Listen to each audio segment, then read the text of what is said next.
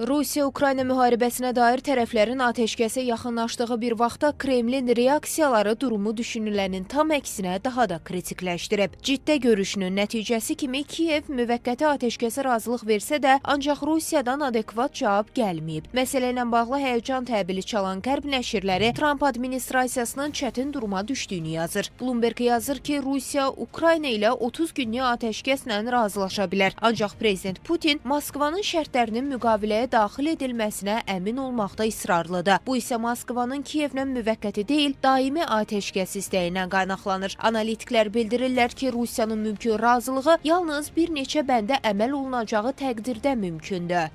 Ciddə görüşündən sonra Birləşmiş Ştatlar Rusiya nümayəndə heyətləri arasında davam edən danışıqlarda hələlik ciddi nəticə əldə olunmayıb. Ancaq diqqət çəkən məqam prezident Donald Trump'ın xüsusi elçisi Steve Witkoff'un hələ də Moskvada olmasıdır. Görünür, diplomat Ağ Evin administrasiyasını hələ də gedişatla bağlı məlumatlandırmaqdadır və Vaşinqton konkret cavab əldə etməmiş elçisini geri çağırmaq niyyətində deyil. Proqnozlar Kiyevlə Moskvanın atəşkəs razılaşmasının hələlik mümkünsüz olduğu yönündədir. Tərəflər atəşkəsə razılıq verib, sülh əldə olunması istiqamətində ciddi və real addımlar atmaqdansa, söz oyunu ilə məşğuldur. Xüsusən Rusiyadan bu cəhdlər qəbul edilən deyil. Bu şərtlər altında Ukraynanın da nəinki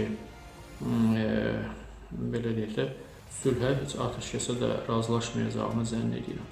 Ümumiyyətlə götürəndə vəziyyətin çətin bir situasiyada olduğu qənaətindəyim, çünki tərəfləri ortaq məxrəcə gətirmək faktik mümkünsüz bir vəziyyətə gəlib çıxır.